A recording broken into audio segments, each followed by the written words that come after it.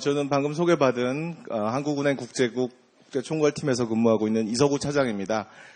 먼저 이렇게 추석 연휴를 앞두고 직전에 날씨도 그렇게 좋지 않은데 이 자리까지 오셔서 국제금융시장 동향과 주요 이슈라는 주제의 이야기를 한번 나눠보고 싶으셨던 분들께 찬사를 보냅니다. 이게 쉬운 일이 아닌 것 같거든요.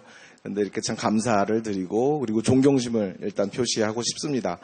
다시 한번 얘기하지만 오늘의 주제는 국제금융시장 동향과 주요 이슈 이렇게 잡았습니다. 차트를 중심으로 해서 그렇게 전문적이지 않은 수준에서 국제금융시장이 어떻게 돌아가고 있고 거기와 관련된 주요 이슈로는 뭐가 있는지 중앙은행에서는 또 어떤 고민을 하고 있는지 이런 부분을 좀 공유했으면 합니다. 일단 지금 관심이 있어서 오신 분들도 많은 것 같은데요. 일단 대다수의 참석 관중분들이 오신 분들 대부분이 학생이라는 점을 감안해서 제가 학생을 중심으로 말씀을 드리고 싶고요. 그런 면에서 관심이 있어서 오신 분들, 학생 아니신 분들은 옛날 학교의 기억이나 아니면 또 신문에서 읽으셨던 여러 가지 주제 이런 부분을 좀 상기하셔서 그냥 들어주셨으면 좋겠습니다. 그러면 일단 시작을 해볼까요?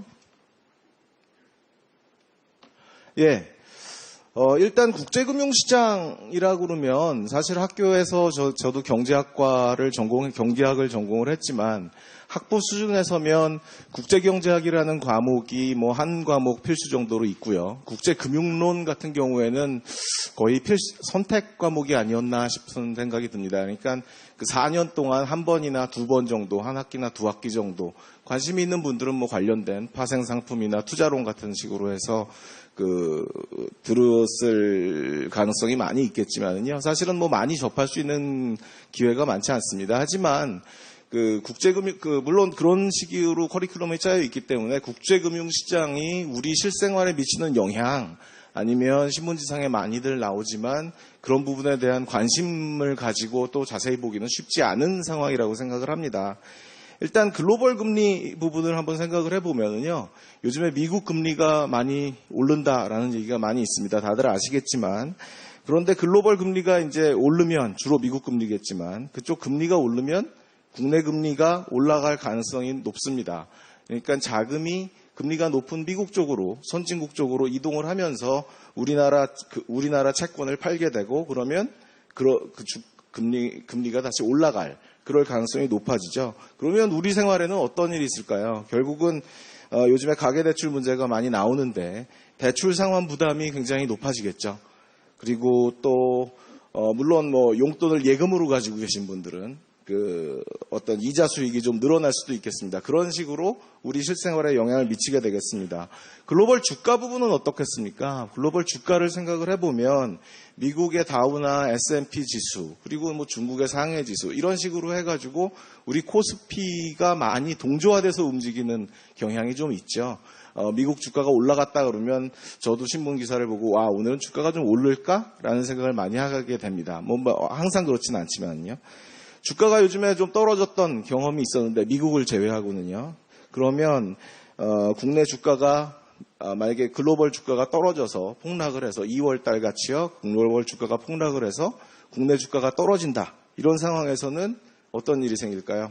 여러분들 펀드에 투자를 하시는지 모르겠지만 최소한 부모님들이라도 펀드 수익률이 많이 떨어질 수가 있겠고요. 그러면 결국은 내 용돈에 영향을 미칠 수 있을 것 같습니다. 환율 부분은 어떨까요? 환율 부분은 요즘에 이슈가 되는 부분은 이제 달러화 강세 쪽이라고 볼 수 있겠습니다. 달러화가 강세가 된다는 건 원화가 약세가 된다 가능성이 높은 부분이고요. 그렇게 되면 원달러 환율이 상승을 하겠죠. 예를 들어 1,100원이었던 게 1,220원, 30원, 1달러를 살 수 있는 1달러를 사기 위해서 필요한 원화가 점점 늘어난다라는 겁니다.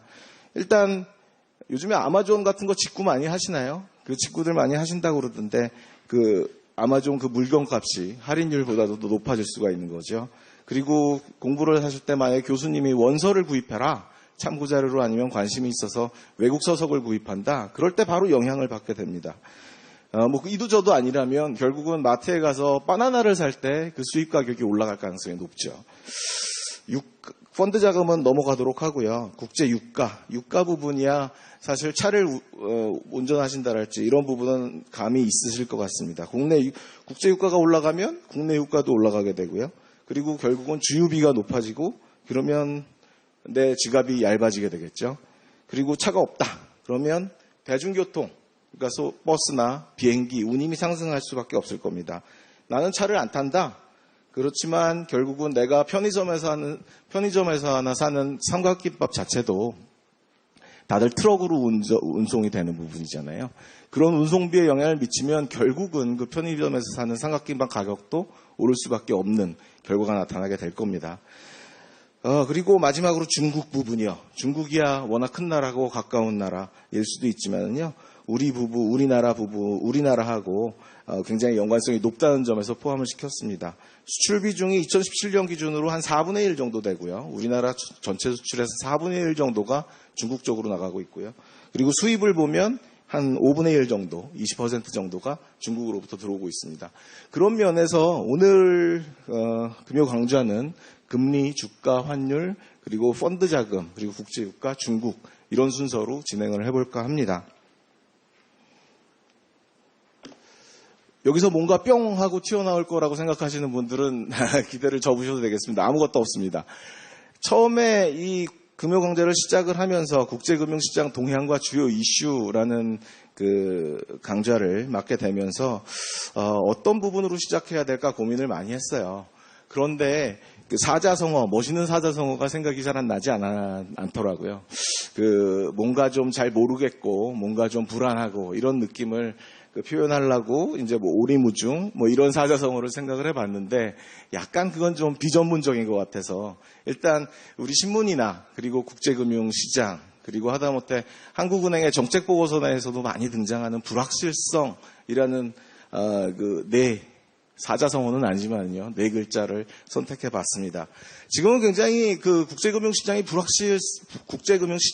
불확실성이 높은 상황입니다. 일단 한번 쭉 그 스토리를 보자면 2008년 9월 리먼 브라더스가 파산을 했죠. 그러면서 금융위기, 글로벌 금융위기가 시작됐습니다. 그게 마침 10주년이 되더라고요. 이번에 10년이라고 해서 특집 기사도 많이 나왔습니다. 신문들 한번 찾아보시면 좋겠고요. 결국 그 리먼 브라더스의 파산이라는 건 미국의 부동산법을 붕괴, 그리고 그에 따라서 그 부실 대출이죠. 모기지 대출, 부동산 대출이라고 보시면 되겠습니다. 그런 부분이 부실화가 되면서 거기에 엮여있던 여러 가지 파생 상품에 투자하고 있던 리먼 브라더스라는 회사가 결국은 부실화가 되고 그 압박을 이기지 못하고 결국은 파산에 이르게 됐죠. 그러면서 국제금융시장의 연계성이 굉장히 높아진 상황에서 그것이 전 세계로 파급이 됐고요.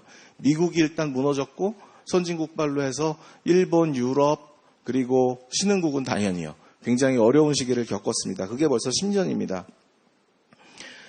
그러면서 그 위기를 극복하기 위해서, 그런 경제 불황을 극복을 하기 위해서 각국 중앙은행들, 미국 연준이나 일본은행, 그리고 ECB, 유럽 중앙은행이죠.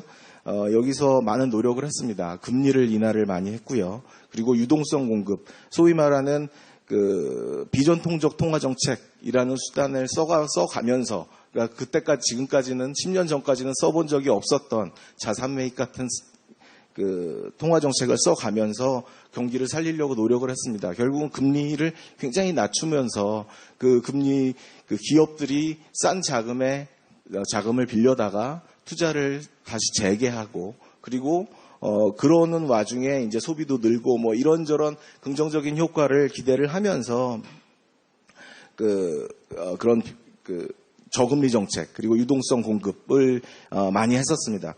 그런데 그게 쉽게 회복이 되진 않았죠. 대출이 쉽게 일어나지 않았었고, 왜냐하면 기업들의 실적이 부진하고, 그리고 경기에 대한 기대가 어떤 굉장히 미약한 상황에서 그 기업들에 대해서 대출을 해줄 만한 은행들도 많지 않았을 겁니다. 금융 규제도 강화됐었고요. 그리고 기업들도 성장세가 좋지 않고 앞으로 내가 만든 물건을 사줄 사람들이 사줄까에 대한 불확실성이 높은 상황에서 그 사람들도 기업들도 투자를 일으키질 않았었죠. 그래서 한동안 경기가 침체되는 그런 기간이 있었습니다. 그러는 와중에 그러면 금리는 굉장히 낮고 그리고 일반 소비자들은 아직 살아 있으니까요. 소비자들이 맡기고 어떤 수익을 요구하는 그런 펀드들은 있었을 텐데요. 그런 자금을 운용을 해서 수익을 내야 될 텐데 금리가 너무 낮은 상황에서 국내에서 선진국 같이 제로금리 하다못해 일본은행 같은 경우는 마이너스 금리까지도 얘기가 있었죠. 그런 상황에서 수익을 내기 위해서 어떤 투자회사나 어떤 보험회사나 보험금을 받아서 현금을 갖고 있는 보험회사들은 어떤 일을 했을까요? 어떤 yield seeking behavior라는 용어가 있었습니다. 그러니까 결국은 조금이라도 0.1%, 0.01%라도 금리를 더 주는 투자처를 찾아 나서게 된 거죠. 실례합니다. 그런 와중에서 신흥국 쪽을 찾게 됐죠. 신흥국은 상대적으로 금리가 선진국에 비해서는 높았고 그리고 신흥국 경기는 선진국발 금융위기였기 때문에 신흥국 경기는 상대적으로 덜 타격을 받았거든요. 우리나라도 금융위기를 그래도 그나마 무난하게 넘겼다라고 보통 생각들을 하고 있는데요. 어쨌든 그런 신흥국에 대한 투자처를 찾게 됐습니다. 자금은 신흥국 쪽으로 많이 이동을 했고요. 그리고 그 결과가 어떻게 됐을까요? 신흥국의 부채는 증가했습니다. 물론 거기에 긍정적인 측면이 있었어요. 신흥국은 결국은 그 부채를 끌어다가 달러 자금, 유로화 자금, 엔화 자금을 끌어다가 경기 회복에 쓸 수 있었던 거죠. 그러면서 경기 회복이 됐었고요. 이제 그렇게 시간은 흘러서 미국도 좋은 시절이 도래했습니다. 미국의 성장세가 이제 점점 회복 기미를 보이고 요즘에는 굉장히 호황이죠. 고용도 완전 고용에 가깝고 그런 상황이 지금 됐는데요. 그렇게 되니까 이제는 지금까지 지나치게 완화적으로 운용하던 통화정책을 정상화해야겠다라는 결정이 내려지게 됐죠. 2013년 같은 경우에는 이제 정상화를 고려하겠다라는 식으로 말만 했더니 테이퍼 텐트럼이라는 어떤 금융시장에서의 굉장한 혼란이 일어났었는데요. 어쨌든 그런 스토리에서 선진국 중앙은행들도 통화정책 정상화를 고려를 하게 됐고 미국이 제일 먼저 자산 매입을 중단하고 그리고 금리를 살살살살 올려가는 정책금리를 살살살살 올려가고 있습니다. 그렇게 되니까 어떤 일이 일어났을까요? 지금까지 yield seeking behavior, 어떤 조금이라도 더 수익을 높이기 위해서 신흥국 쪽으로 많이 빠져나갔던 자금 중에서 금리가 상대적으로 수익이 그렇게 썩 좋지 않았던 자금들이 살살 미국 쪽으로 다시 복귀하기 시작했습니다. 선진국 쪽으로 복귀를 하기 시작한 거죠. 그리고 금리가 높아지니까 오히려 같은 위험이라면 같은 수익이라면 위험이 좀 더 낮은 이 세계에서 가장 안전 자산이라고 불리워지는 미국 자산을 사야겠다. 금리를 계속 올릴 거니까 수익이 더 좋을 거다라고 판단한 자금들이 살살 미국 쪽으로 복귀를 하기 시작했습니다. 그렇게 되면 신흥국에 있던 유입 자금들이 이제 본국으로 환류를 한다라는 건데요. 결국 그렇게 되면서 각 신흥국의 외환시장에서 통화 가치가 하락을 하고요. 자국 통화의 통화 가치가 하락을 하고 밑달러와는 강세를 보이고 그리고 그런 와중에서 또 시장 불안이 나타나게 됐습니다. 그런 와중에 올해 들어서 이제 트럼프 대통령이 재작년인가요?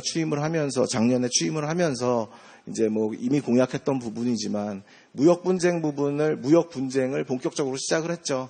미국이 지금까지 아메리카 퍼스트 정책을 추진을 하면서 지금까지 미국이 너무 많은 양보를 했다. 이제는 트레이드에서 공평한 거래를 해야겠다라는 식으로 해서 3월부터 이제 무역 분쟁이 시작됐습니다.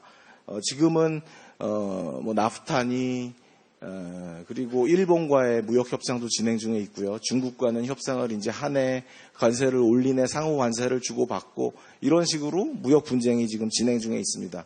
그거는 트럼프 대통령이 어떤 전략적인 판단을 하느냐에 따라 달려있기 때문에 그 결과가 어떻게 될지는 좀 이따가도 얘기를 하겠지만 잘 알 수 없는 상황이죠. 또 브렉시트라는 부분이 있었죠.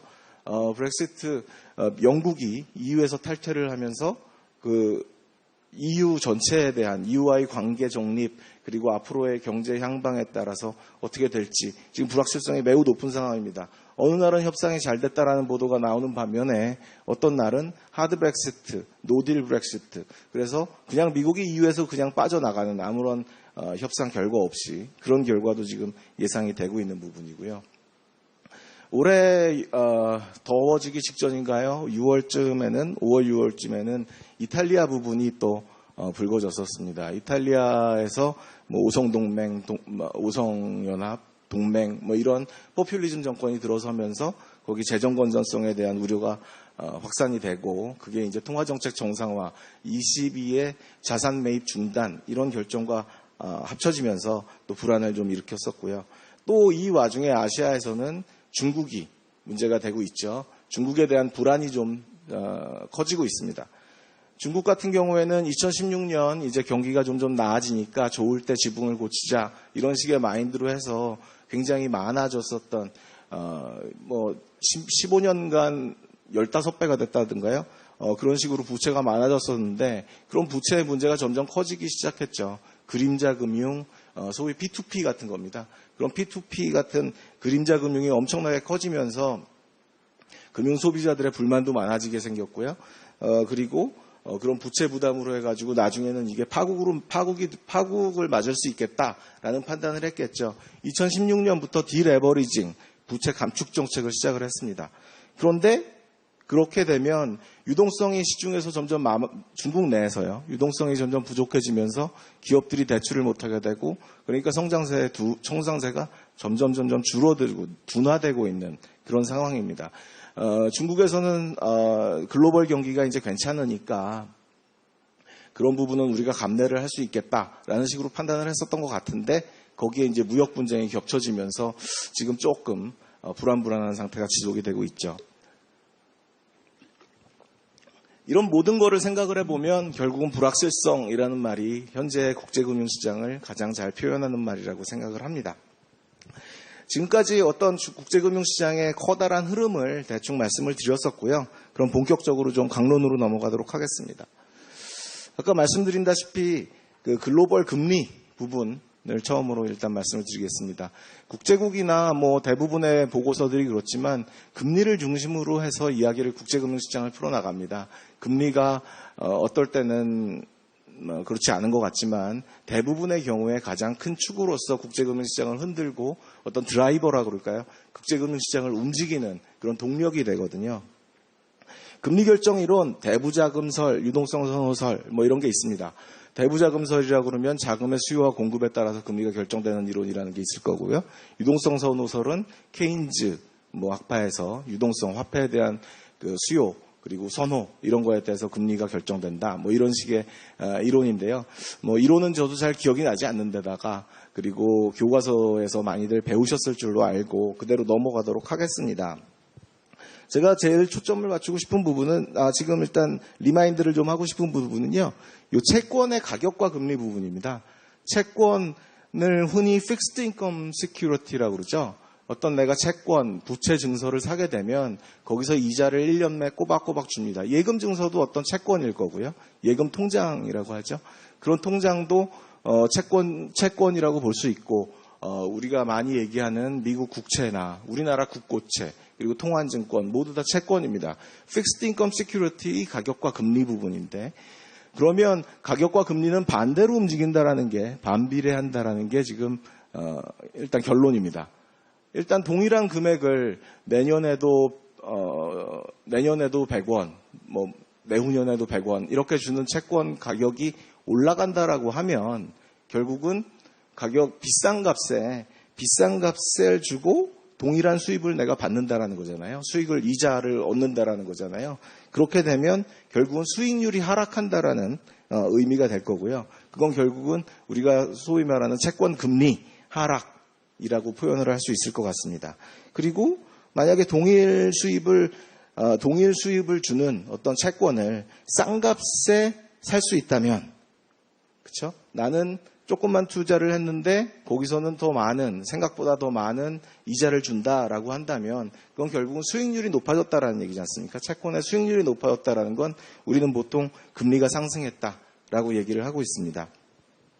그런 부분을 일단 가장 기본적인 베이스로 깔고 저는 어떨 때는 채권 가격이 올라갔다. 그럼 금리가 하락했다라는 걸로 이해를 해주시면 좋겠고요. 그리고 금리가 상승했다라고 그러면 채권의 가격이 떨어졌다라고 이해를 해주시면 될 것 같습니다. 이게 외환이나 뭐 이런 부분들은 대부분 물량, 그리고 우리 경제학에서 보통 배우는 수요와 공급 부분은 가격이 올라갔다 내려갔다라는 식으로 얘기를 하는데, 채권 같은 경우는 채권의 가격이 올라가면 금리는 떨어지는 거를 얘기를 하고, 그래서 뭐 뉴스에도 늘 리마인드를 합니다. 채권 가격이 올라갔다, 채권 가격이 떨어졌다, 금리와 채권 가격은 반대로 움직인다. 그 부분을 잊으면 안 될 것 같습니다. 일단 그거를 베이스로 깔고 이제 채권의 수요와 공급 부분, 본격적인 금리 결정을, 가격 결정을 이야기해 볼까요? 채권의 수요와 공급에 영향을 미치는 요인은 일단 통화정책을 잡아봤습니다. 통화정책, 그러니까 중앙은행에서 기준금리를 올린다. 기준금리를 올린다라고 하면 어떤 마지널한 자금들이 중앙은행 자금, 지준시장이나 어떤 중앙은행 자금이 거래되는 시장으로 옮아갈 겁니다. 그러면 내가 채권 시장에서의 자금은 감소를 하겠죠. 채권 시장에서 움직이고 있던 자금은 감소를 할 거고, 채권의 그건 수요가 감소를 한다라는 의미가 될 겁니다. 그러면 결국은 채권 수요가 감소를 하면 어떻게 되나요? 보통 수요 곡선은 우하향하는 거죠. 그러다 보니까 그게 왼쪽으로 움직인다라고 하면 결국은 채권 가격 하락을 의미하고요. 그것은 다시 말씀드리지만 금리가 상승했음을 의미를 하겠습니다. 재정정책도 채권 가격에 영향을 많이 미칠 겁니다. 트럼프 대통령이 요즘에 확장적인 재정정책을 많이 쓰고 있죠. 재정 적자임에도 불구하고 채권을 많이 찍어내서 정부 지출을 늘린다. 거기서 얻은 수익은 아니고 거기서 빌린 국채 발행을 통해서 빌린 돈을 인프라 투자나 어떤 감세를 메꾸는데 뭐 이런 데 많이 쓰고 있다라는 얘기가 들리죠. 채권을 정부에서 많이 찍어내게 되면 어떻게 될까요? 채권의 공급이 무지하게 늘어나겠죠. 채권의 공급이 늘어나면 우상향하는 공급 곡선이 오른쪽으로 옮기면서 채권 가격이 또 하락할 겁니다. 그거는 결국 금리 상승을 의미를 하겠고요. 통화정책이나 재정정책 부분은 그러니까 중앙은행에서 금리를 올리면 당연히 채권 금리도 올라가겠구나라고 생각을 하시면 될 것 같고요. 또 수요와 공급에 영향을 미치는 요인은 결국은 경기 전망일 겁니다. 경기 전망. 경기가 좋으면 금리가 올라간다라고들 대부분 알고 있는데요. 그것도 맞고요. 그게 어떤 메커니즘일까요? 일단 경기가 좋으면 기업들은 돈을 빌려서 투자를 하고 공장을 짓기를 원할 겁니다. 물건을 더 많이 만들어서 빨리 더 팔아야 되니까는요.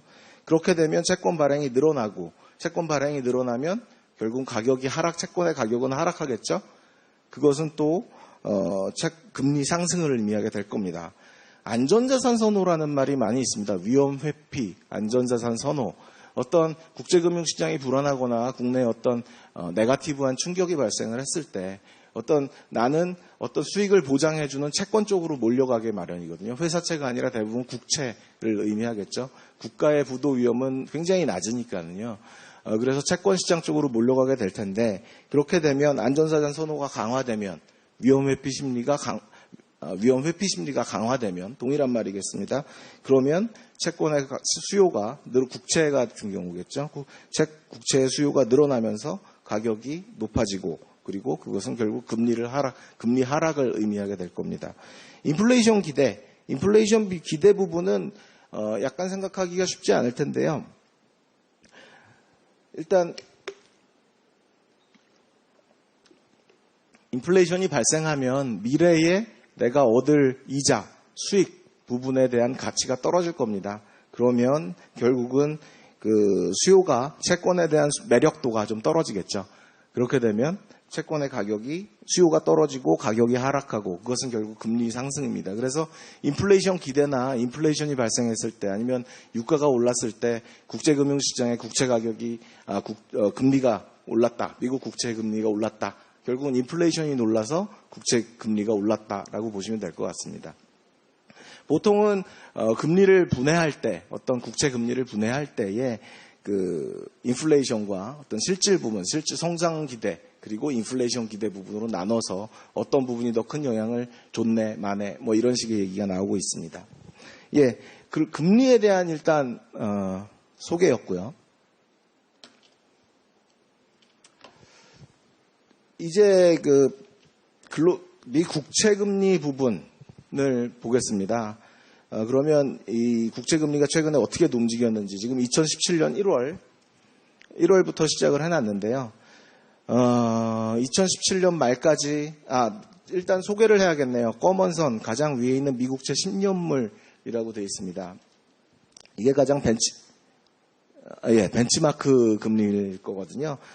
대부분의 금리를 얘기할 때 일단 10년물을 기준으로 봅니다. 가장 많이 유통도 되고 있고, 그리고 유동성도 좋은 데다가, 그러다 보니까 유동성도 좋은 데다가, 그리고 가장 지표로서의 역할을 하고 있는 미국 국채 10년물입니다. 지표금리라고 지금 보여지는데, 지표금리라고 볼 수 있는데, 10년 지표금리, 10년물의 금리라고 하면 향후 10년간 내가 평균적으로 거둘 수 있는 수익률을 생각을 하면 되겠죠.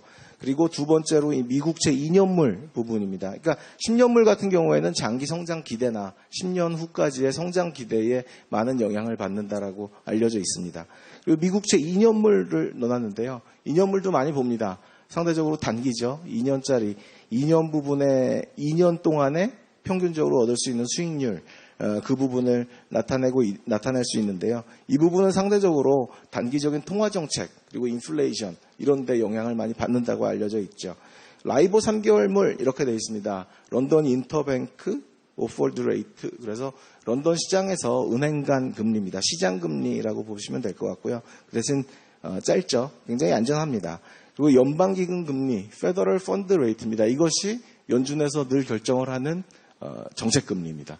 연준에서 금리를 몇 번 올렸네 얘기를 할 때는 이 연방기금금리를 얘기한다고 보시면 될 것 같습니다. 금리는 아니지만 CPI 부분은 CPI를 넣습니다. 소비자 물가죠. 미국의 CPI 부분을 넣는데 인플레이션 부분이 어떻게 금리에 영향을 미치고 있는가를 한번 보여드리고 싶어서 포함을 시켰습니다. 2018년까지는 잠잠했습니다. 다들 금리들이 2년짜리 통화정책 정상화 기대를 반영하는 2년짜리를 제외하고는 잠잠했는데요. 2018년 들어와서 점점 올라가는 추세가 보입니다. 지금은 좀 등락하고 있지만 어떤 성장 이 부분은 말씀을 드리기로 하고요. 점점 올라가고 있습니다. 일단 이 부분은 미국의 성장세가 점점 좋아지면서 금리가 상승 압력을 받고 있다라고 해석을 하면 될 것 같습니다. 그런데 여기가 이제 2월 달이거든요. 2월 달에 기억이 나실지 모르겠지만 IT 주가 등 해가지고 폭락을 했습니다. 굉장히 많이 폭락을 했죠. 이때는 그러면 금리가 떨어졌다라는 거는 결국은 국채에 대한 수요가 늘어났다라는 얘기가 될 것 같습니다. 국채 가격이 굉장히 올라갔는데요. 왜 그랬을까요? 주식이라는 위험 자산보다는 안전 자산이 더 각광을 받았게 되는 거죠. 주식에서 내가 이 얼만큼 떨어질지 모르는 주식을 갖고 있기보다는 수익률은 좀 낮을지 모르지만 떼일 걱정 없는 채권을 사겠다라는 안전자산 선물리가 굉장히 강화됐었다라고 보시면 될 것 같습니다. 그러다가 이제 좀 회복이 돼가지고 올랐는데 그 다음에는 이제 이때 또 계속된 게 이제 무역 분쟁이 이제 시작이 됐고요. 트럼프의 관세 부과가 이제 시작이 됐고요. 그리고 나서 또 4월 달에 조금 올라갔는데요. 4월 달에 올라갈 때 이제 유가가 이때 많이 올랐습니다. 유가가 올라가면서 이때는 인플레이션 요인으로 아까 말씀드렸다시피 인플레이션 기대가 높아지면 금리가 올라간다라고 말씀을 드렸었죠. 성장 기대는 물론 계속 됐었지만 인플레이션 기대 부분이 많은 영향을 미쳤다라고 보면 될 것 같고요. 그리고 나서 뚝 떨어졌었습니다. 뚝 떨어졌었는데요. 이때는 이제 유럽, 이탈리아 불안입니다. 이탈리아에서 포퓰리즘 정권이 들어서면서 EU 시스템, 이쪽이 반 EU, 반체제 뭐 이런 식을 지향을 하던 정당이었죠.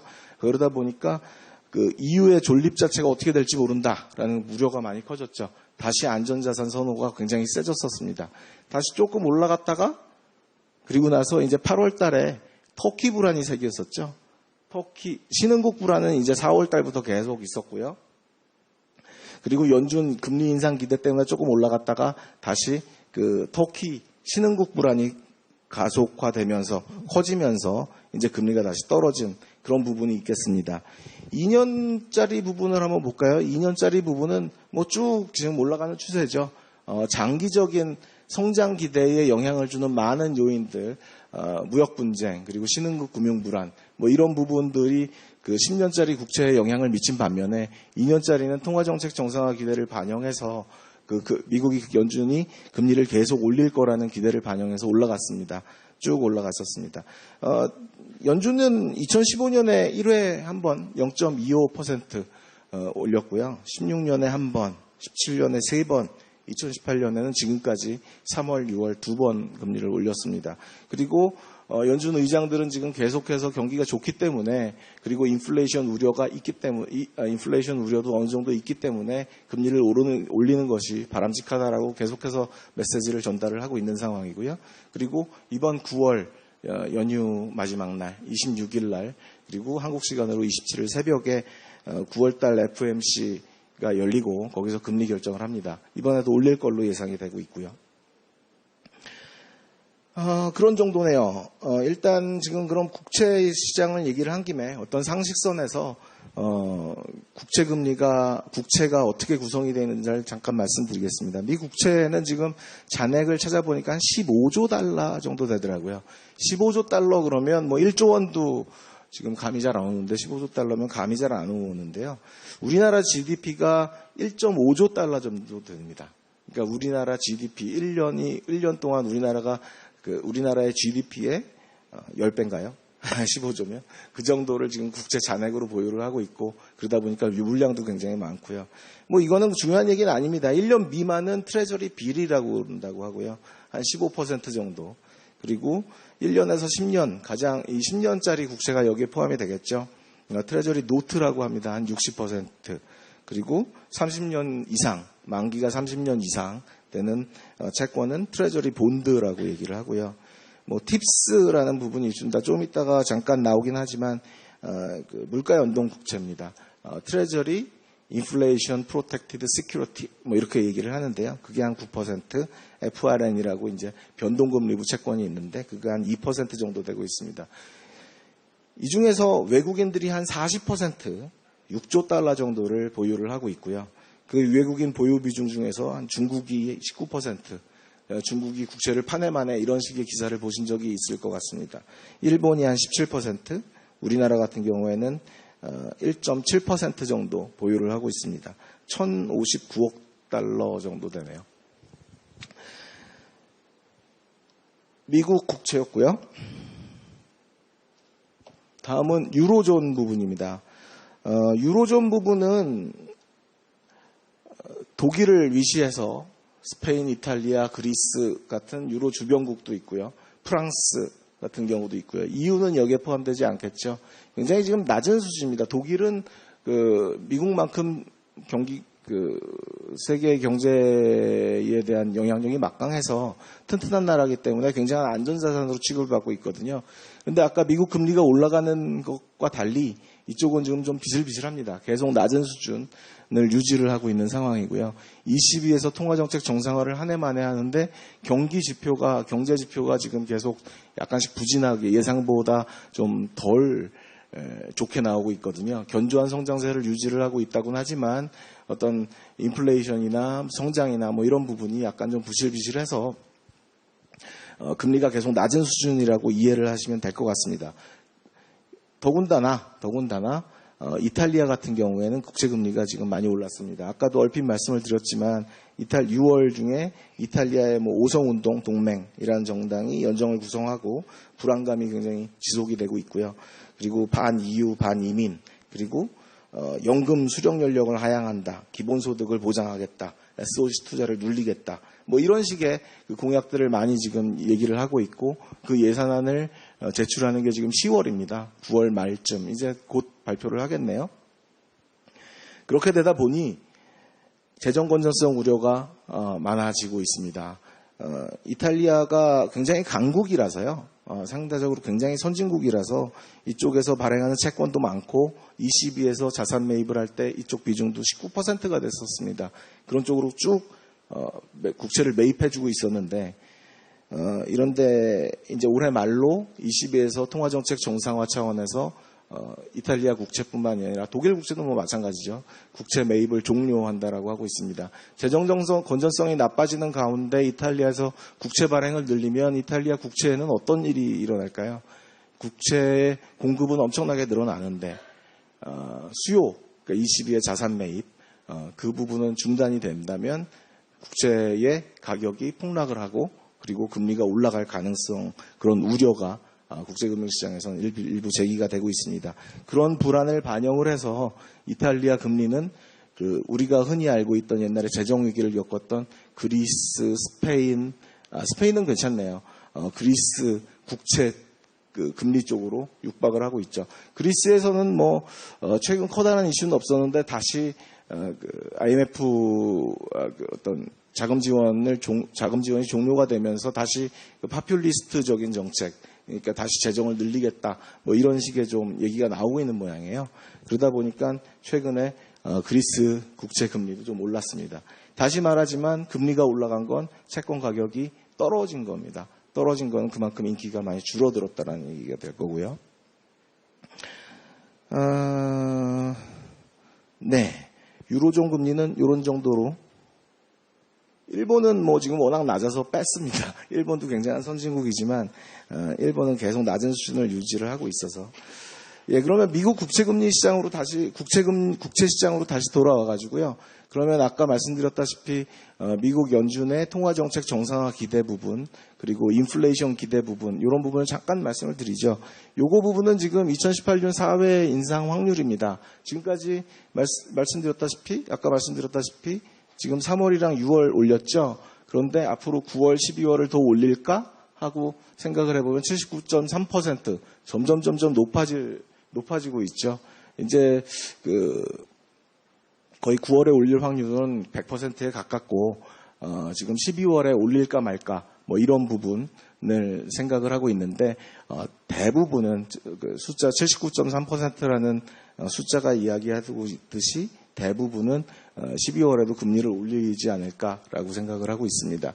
그리고 19년 중에서 금리 인상 횟수 부분은 지금 1회에서 2회를 왔다 갔다 하고 있는데요. 기존 6월달 연준의 FOMC의 그 금리 인상 경로를 따져보면 3번인데 아직은 좀 시간이 좀 남아있고 그래서 지금 아직은 한두 번 정도를 기대하는데 그치고 있습니다. 근데 최근엔 또 경기가 워낙 좋아서 계속 좀 올라가고 있죠. 여기서 말씀을 드릴 수 있는 부분은 이게 대단한 확률은 아닙니다. 블룸버그나 어떤 CME 페드와치 이런 데서 지금 대부분 다 계산을 하고 있는데요. 선물시장, 미국 국채의 선물시장, 퓨처 시장에서 형성된 미래 수익률을 바탕으로 해서 이제 몇 번 올리면 이쯤이 되겠다. 이렇게 해서 계산을 하는 겁니다. 굉장히 복잡한 건 아니니까요. 그리고 아까도 말씀드렸다시피 인플레이션 기대와 실물 부분 기대를 지금 좀 말씀을 드리고 싶어서 요 차트를 넣었는데요. 요거는 지금 아까 그 퍼센트가 아니라 BP입니다. BP. 대부분들 아시겠지만 BP라고 하면 베이시스 포인트라고 해가지고요. 0.01%입니다. 국채 금리 같은 경우는 2.8931 해가지고 4자리까지 가거든요. 그러다 보니까 퍼센트 가지고는 0.0몇 퍼센트 이렇게 표시하기가 번거로워서 BP라는 용어를 많이 씁니다. 참고로 알아두시면 될 것 같고요.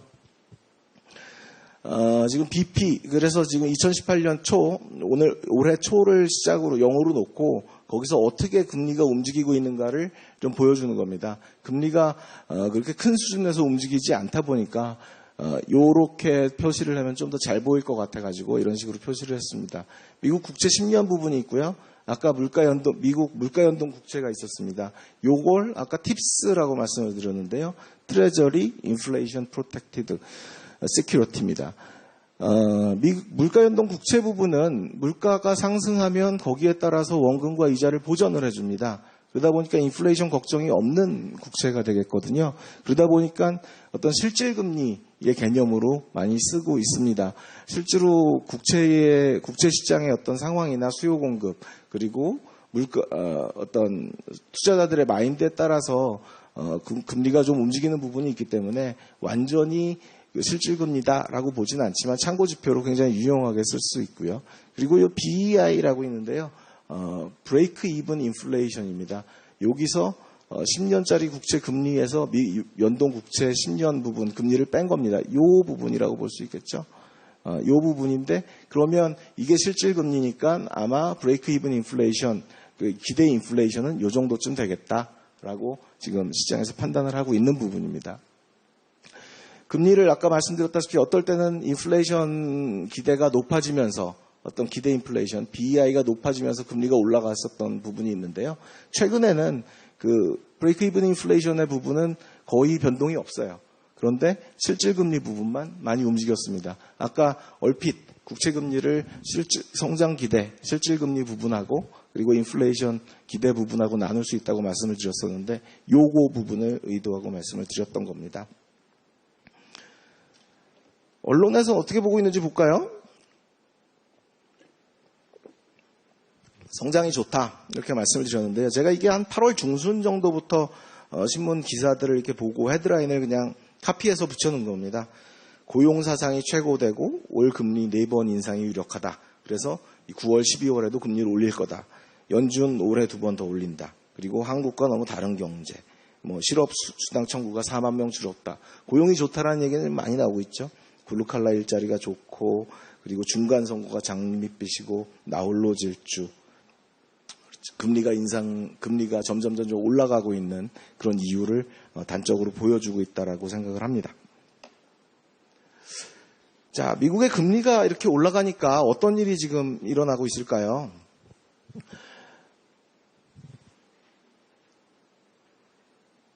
어떤 우려가 가장 커졌을까를 생각을 해보면 결국은 미국의 금리가 올랐는데 아시아의 기업 부채 그리고 다음 주 보면 외화부채, 결국은 달러 빚이죠. 달러 빚을 가지고 있는 신흥국들이 부담이 커지겠다. 부채 247조, 달러 유동성이 빠른 속도로 말라간다. 결국은 금리가 올라가고 통화정책 정상화, 자산 매입 중단으로 인해서 미국에서 채권을 사지 않으니까 달러 유동성, 그러니까 달러가 점점 말라간다라는 얘기가 있고요. 250조 달러 빚폭탄, 중앙은행 대응력 약화, 금리가 너무 지금 낮은 수준에 있기 때문에 이제 불황이 오더라도 더 내릴 수가 없다라는 거죠. 마이너스 금리가 된다는 건 사실 상상하기가 어렵지 않습니까? 그리고 돈풀기 10년, 경제호황 맞았지만 신흥국은 부채 폭탄, 실제로 늘어난 부분도 많이 있고요. 이게 지금 스케일이 이래서 그런데 이게 57.6입니다. 57.6에서 2008년 금융위기 전이네요. 57.6조 달러 부분이 신흥국의 글로벌 부채였다면 그것이 지금 4배 가까이 된 거죠. 한 5년 동안. 그리고 나서 또 5년이 지났는데 거기서 4배까지는 안 늘었지만 또 50조 달러가 늘었습니다. 아까 국채 잔액이 150조 달러, 우리나라 GDP가 1.5조 달러라고 말씀드렸던 부분을 생각하면 굉장히 많이 늘어났다라는 부분은 생각을 할 수 있겠습니다. 이런 우려 때문에 신흥국 시장에서는 어떤 일이 생겼을까요? 신흥국 금리입니다. 요 밑에 부분, 밑에 우리나라는 완전 신흥국이라기보다는 신흥국 중에서도 굉장히 안전자산으로 취급받고 있다라고 생각을 해주시면 될 것 같고요. 미국, 영국, 독일, 일본 이런 쪽으로 말레이시아도 건전성이 괜찮은 나라라서 그렇고요. 그런 거에 비해서 점점 올라가는 추세를 보이고 있습니다. 최근에 언론에 많이 나왔던 터키 부분이 있고요. 브라질도 요즘에 종종 나오고 있죠. 인도 부분도 올라가고 러시아는 미국 경제 제재가 일단 한번 있어서 그거를 기화로 해서 계속 지금 좀 올라가고 있고요. 인도네시아도 그렇고 국채금리 부분이 굉장히 지금 올라가고 있습니다. 터키는 뚝 떨어졌는데 이게 얼마 전에 9월 13일 날 기준금리를 17.75%에서 2.4%로 올렸습니다. 이게 24%요. 24%인데 이게 625bp 올렸는데요. 미국에서 금리를 올릴 때는 25bp씩 올리죠. 우리나라도 25bp씩 올립니다. 우리나라의 기준금리는 1.5%, 미국은 2%, 1.75에서 2%. 그거랑 비교를 해보면 기준금리를 어마어마하게 올린 거죠. 자본 유출이 많아지고 금융이 불안해지니까 금리를 화끈하게 올렸습니다. 터키 부분. 그래서 지금 최근에 7월 중에 올랐다가 터키는 좀 떨어졌는데, 터키는 상승폭이 좀 줄어들었는데 다른 나라들 러시아, 브라질, 남아공, 인도네시아, 인도, 멕시코 다들 신문에 나온 나라죠. 취약한 나라들 금리가 많이 올랐습니다. 아까도 말씀드렸다시피 채권값이 떨어졌다는 것을 의미하는 거죠. 이런 상황에서 결국은 말씀드린 것처럼 빚더미, 금융위기 60%로 인상했네, 달러, 빚, 머니 엑소더스, 자본이 유출된다는 얘기일 거고요. 아르헨티나가 정부 부채를 절반으로 축소를 하겠다.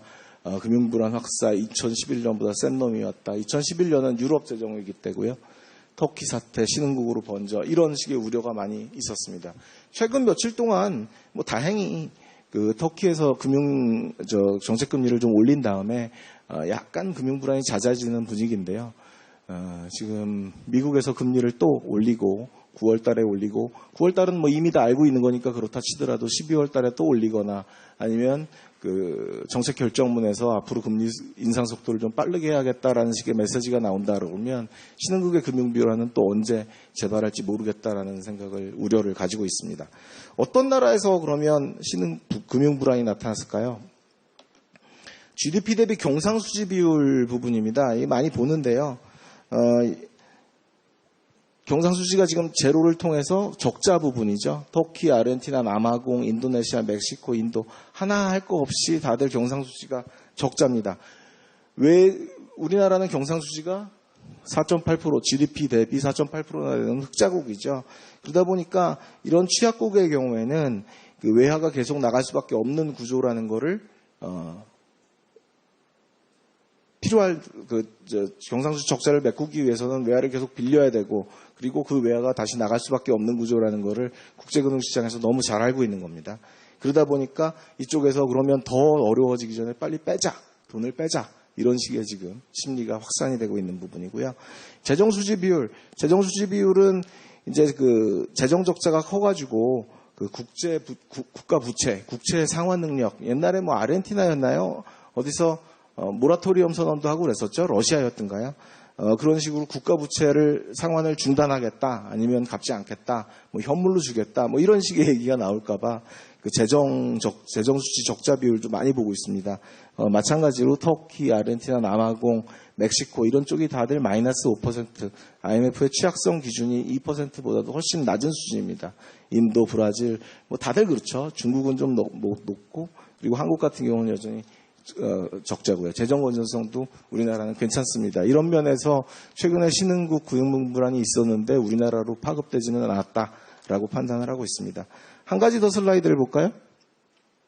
대외 건전성인데요. 이 부분은 경상수지 부분, 그 부분을 아까 X축에다 놓고 Y축에는 단기 외채. 이제 단기 외채라는 건 만기가 1년 내에 도래한다라고 그러면 그 돈이 빨리 필요할 거잖아요. 외화가 많이 필요할 거고 그렇게 되면 좀 더 불안이 심해질 수 있으니까. 근데 가진 외환 보유액은 어느 정도밖에 없다라고 하면 좀 단기 외채에 비해서 외환 보유액이 적다. 그럼 좀 불안한 나라가 될 거고요. 그렇지 않다라고 하면 건전한 나라가 될 텐데 희한하게도 경상수지 적자가 높고 단기 외채 비율이 높은 아르헨티나, 터키가 여기 가장 상위에 좌측 상단에 위치해 있습니다. 우리 이런저런 나라들이 있는데요. 여기서 한국 부분은 굉장히 아래쪽으로 우측 하단에 머물러 있어서 역시 대외 건전성 부분은 괜찮다라고 지금 판단을 하고 있습니다.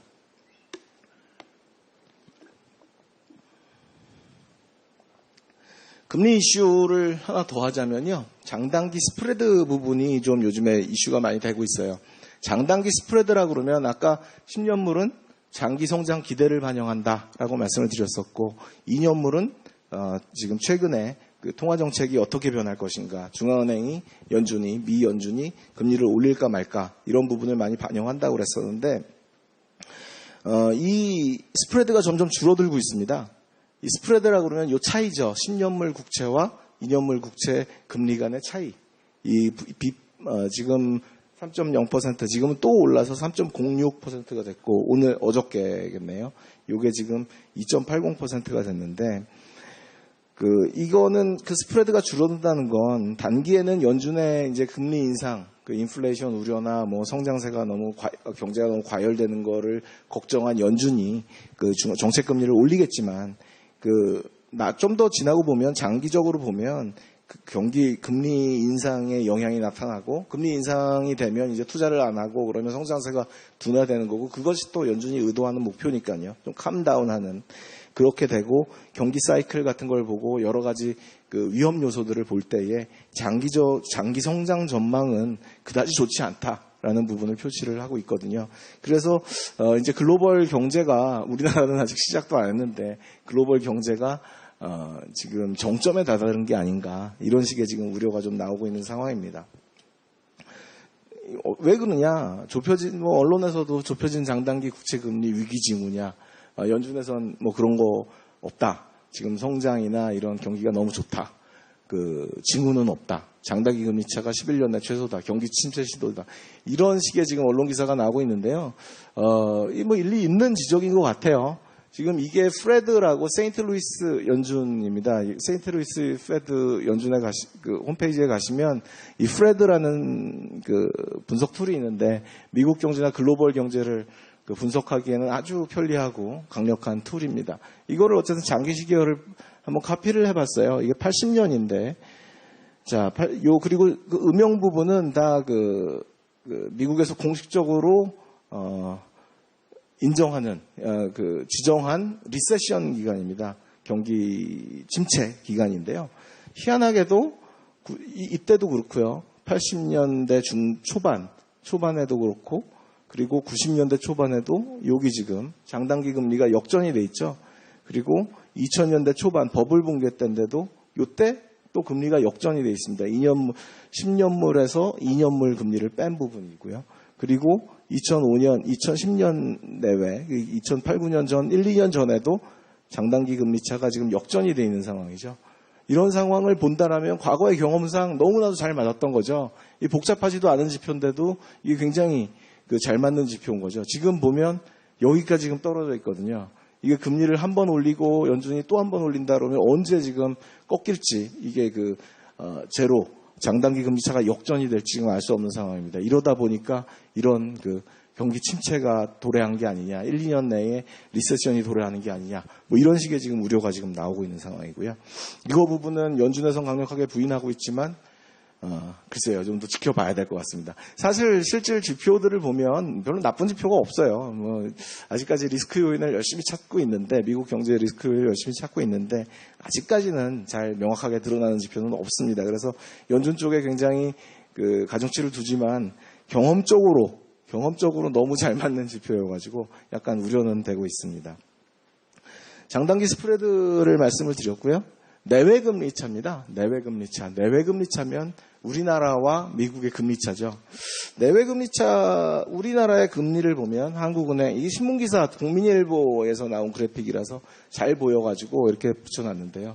한국은행 같은 경우에는 쭉쭉쭉쭉 2012년이니까요. 경기 위기 이후, 글로벌 금융위기 이후에 글로벌 경기도 안 좋고, 지금 여기 보시지만 계속 0에서 0.25였죠. 글로벌 경기도 안 좋고, 국내 경기도 별로 안 좋고 하니까 금리를 계속 내려왔었습니다. 그래가지고 지금은 1.25에서 한 번 올려가지고 1.55 정도 됐는데요. 미국에서는 아까도 말씀드렸다시피 2015년 이후에 계속 지금 올라가는 추세거든요. 이게 3월 달에 역전이 됐습니다. 이제는 미국 금리가 우리나라 금리보다 더 높아요. 하다못해 모 은행에 가시면 외화 정기예금 금리가 우리나라 저축 달러화 정기예금 금리가 한 3% 되는데요. 저축은행 금리보다 더 높은 경우가 지금 있습니다. 예, 어쨌든 원화 금리보다도요. 그런 식의 지금 상황이 발생을 하고 있거든요. 그러다 보니 뭐가 우려가 되느냐? 아까도 말씀드렸다시피 자금은 수익률을 따라서 움직입니다. 금리가 높은 대로 움직이는 거거든요. 우리나라에 들어왔던 외화 자금이 금리가 더 좋은 미국 쪽으로 흘러가지 않을까라고 지금 생각을 하고 있습니다. 그런 우려가 좀 있습니다. 1월 시장금리 같은 경우에는 벌써 국채금리, 이건 지금 정책금리고요. 국채금리 같은 경우는 1월 달부터 역전이 시작이 됐거든요. 그런데 다행히 지금 증권투자자금 부분 유출입인데요. 억 달러 부분입니다. 한 3월 달부터 지금 봤는데 내외금리차가 1월부터 아까 역전이 됐다고 그랬음에도 불구하고 쭉 그 플러스를 유지를 하고 있어요. 계속 외국인 자금은 들어오고 있는 상황입니다. 그리고 주식 같은 경우에는 이따가도 말씀을 드리겠지만 어떤 기업의 실적 그런 부분, 실적 기대 그리고 또 뭐 변동성 이런 거에 좀 영향을 많이 받아서 조금 나갔다가 들어왔다가 뭐 이러고 있는데요. 채권 자금 같은 경우에는 계속해서 유입 추세를 보이면서 3월 이후에 뭐 한 번 빠졌지만 대부분 들어오는 추세를 유지를 하고 있습니다. 내외 금리 차가 그래서 어떤 결정적인 요인은 아니다. 라고 지금 판단을 하고 있고요. 내외 금리 차보다는 어떤 스왑 시장의 차익 거래 요인이나 뭐 이런 스왑 베이시스 뭐 이런 식의 생각도 하고 있고, 그리고 최근에는 내외 금리 차보다는 오히려 신흥국의 내외 금리 차보다는 어떤 전반적인 신용 리스크를 글로벌 자금이 더 보고 있는 것이 아니냐 이런 식으로도 지금 생각을 하고 있고요. 그리고 또 조금 나가더라도 어떤 역전인지 이유를 불문하고 나가더라도 금융시장에서 가격이 오르고 내리는 거는 뭐 일상다반사 부분 아니겠습니까? 그래서 언젠가 채권 자금이 나갔다라는 신문 기사를 보더라도 지금 우리나라의 대외 건전성이나 뭐 이런 거 저런 거를 따지고 보면 저거는 어떤 가격 조정 과정이구나, 시장에서의 조정 과정이구나라고 판단을 해도 크게 무리는 없을 거라고 지금 생각을 하고 있습니다. 금리 부분은 이 정도로 마치면 좋을 것 같고요. 다음은 주가입니다. 주가. 글로벌 주가 부분인데 지금 S&P 500 지수, 다우존스 같은 미국 주가가 쭉 오르고 있어요. 그리고 일본은 지금 여기 시점을 어떻게 잡았는지 일본이 굉장히 좋은 것처럼 나왔는데 뭐 나쁘지는 않습니다만 일본은 상대적으로 미국보다 지금 낮은 수준이고요. 그리고 아까도 말씀드렸다시피 유로존의 지금 경제 지표가 좀 부진하고 이탈리아나 뭐 브렉시트 뭐 이런 난민 문제도 있고요. 그런 식의 불확실성이 높다 보니까 독일, 영국 이런 데 주가는 좀 부진합니다. 우리나라도 지금 계속 비슬비슬 하고 있죠. 성장세가 그렇게 좋지 않다. 뭐 양호함에도 불구하고 좋지 않다라는 판단이 좀 작용을 하고 있는 게 아닌가 싶고요. 중국 같은 경우에는 지금 아까도 말씀드렸다시피 디레버리징의 영향에다가 무역 분쟁의 우려까지 가세를 하면서 신압으로 떨어지고 있습니다. 디커플링이라고 많이 얘기를 하죠. 미국의 주가가 왜 오르느냐? 그러면 뭐 결국은 경기가 좋고, 그래서 기업 실적 기대가 좋고, 그리고 팽이라는 말 많이 들어보셨을 것 같은데요. IT 기업들이 굉장히 좋습니다. 팽, 페이스북, 아마존, 애플, 넷플릭스, 구글까지입니다. 얼마 전에는 애플하고 아마존이 시가총액이 1조 달러, 좀 성견 지명이 있으셨던 분들은 그쪽 주식을 좀 사셨으면 지금 굉장한 많이 부자가 되셨지 않을까 싶은데요. 1조 달러를 돌파했다는 기억도 기사도 나왔었습니다. 그리고 하다못해 어젯밤에는 주가가 좀 더 올라서 지금 2차 때는 지금 잘 안 나타내는데 S&P 500 지수와 다우존스가 사상 최고치를 기록했다고 하더라고요.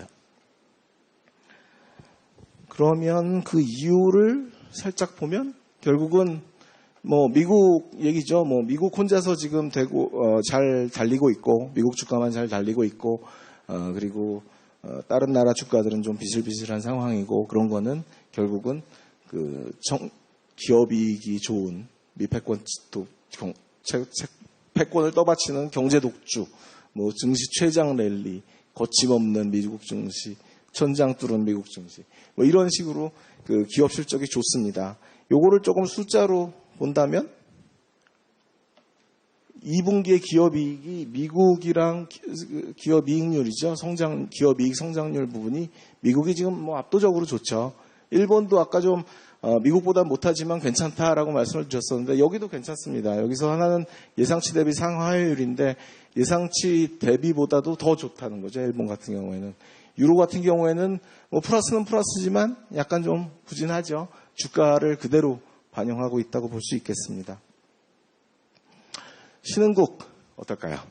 신흥국 주가는 뭐 말씀 안 드려도 잘 아실 수 있을 것 같은데 다 비실비실하십니다. MSCI, 모건 스탠리, 컴포짓 인덱스 신흥국 섹션입니다. 쭉 떨어지고 있고요. 우리나라도 뭐 완전한 예외라고 볼 수는 없어서 쭉 떨어지고 있고, 그리고 여기 신흥국 주가 아르헨티나, 인도, 브라질, 러시아, 말레이시아, 인도네시아 아마 흑백 프린트라서 잘 보이지도 않을 건데요. 너무 보시라고 걷다 놓은 건 아니고 그냥 트렌드 자체가 이렇게 좀 떨어지는 흐름이 보이시죠? 그죠? 어느 정도. 그래서 신흥국은 최근에 무역 분쟁뿐만이 아니라 신흥국 불안 뭐 등등의 영향을 좀 받고 있는 상황입니다. 신흥국 채권 가격이 떨어지고 금리가 오르고, 그리고 주가도 떨어지고, 그리고 통화 가치도 떨어지고, 자산 가격들이 지금 다들 타격을 받고 있는 거죠. 여기서 빅스라는 게 나오는데요. 빅스라는 얘기는 뭐 2월 주식 폭락 때부터도 많이 들으셨을 것 같아요. 빅스는 볼레틸리티, 변동성 지수입니다. 그 시카고 선물옵션 거래소에서 뭐 S&P 500 지수 옵션의 변동성 부분인데요. 요즘에 많은 그 연구 논문이나 이런 데서 글로벌 시장의 어떤 변동성, 위험, 센티멘트 이런 거를 볼 때 이 빅스 지수를 많이 쓰고 있으니까 빅스가 어떻게 움직이는지 한번 보시면 좋을 것 같습니다. 요 2월 달에 주가가 많이 폭락을 했을 때 요 부분이죠. 주가가 많이 폭락을 했을 때 그 빅스도 같이 올랐죠. 주가 지수의 변동성이다 보니까요. 그래서 37 정도까지 됐었는데 이 빅스 지수가 금융위기 때는 81, 그리고 유럽 재정위기 때는 48, 뭐 2014년 8월에 중국 위안화 절하 때는 41, 그리고 그런 식으로 스케일이 갑니다. 평소에는 좀 낮은 수준 20 이하에서 왔다 갔다 합니다. 주가 부분은 대부분 그 기업 실적이나 어떤 성장세의 반영이라고 볼 수 있기 때문에 더 많이 드릴 건 없을 것 같고요. 증권회사 리포트나 아니면 신문지상에서 많이 참고를 하시면 될 것 같습니다. 해외 펀드 이런 거 많은데요. 그런 거에 관심 있으신 분들은 좀 더 자세히 보시는 것도 재밌을 것 같습니다. 자, 환율입니다. 환율 부분이 제일 잘 보이고, 그리고 또 논의가 많이 되는 부분이고요. 그리고 미국의 금리 부분을 제일 먼저 말씀드리고, 국제 금융시장의 어떤 그 드라이버, 동력 부분이 금리라고 말씀을 드렸었는데, 환율도 사실 그 영향력은 만만치가 않습니다. 환율이 제일 먼저 보이고, 그리고 가장 빨리 그 어떤 불안이나 어떤 그런 걸 반영을 한다라는 측면에서 환율도 굉장히 중요한 변수인데요. 어떻게 보면 좀 결과적으로 나타나는 부분이 있어서 어떤 시장의 성장세가 흔들린다랄지 건전성 우려가 있을 때 외화 자금이 빠져나가고, 그러면서 통화 가치가 하락하고, 그게 환율이라는 숫자로 나타나고, 이런 측면이라고 본다면 약간 좀 결과적인 측면이 있습니다. 그래서 세 번째에 말씀을 드리게 됐는데요. 일단 글로벌 환율, 그러니까 또 미국 달러 환율을 한번 봐야겠죠. 달러 환율, 요즘에 그 신문에 보면 달러 지수라는 말 많이 나옵니다. 이 DXY 지수라고 그러는데요. 이거 JP모건에서 만드는 지수거든요. 주요 6개 통화를 가중치로 놉니다. 환율을 N달러 환율, 원달러 환율, 유로 달러 환율, 그러면 이게 올라서 달러가 강세인지 내려서 달러가 강세인지 굉장히 헷갈리는 경우가 많아요. 그래서 어떤 절대적인 지수로 해서 올라가면 강세, 내려가면 약세, 이거를 좀 보여주고 싶은 이런 취지로 해서 만들어진 지수인데요. DXY라는 지수를 요즘 많이 씁니다. DXY 같은 경우에는 유로화를 한 57%, 엔화를 한 14%, 파운드, 그리고 캐나디안 달러, 스웨덴 코로나, 스위스 프랑 6개 그 선진국 통화와의 대미 달러 환율을 기준으로 가중치로 놓고 DXY 달러화 지수라는 걸 만들어내고, 이거를 좀 자세히 많이 보고 있습니다.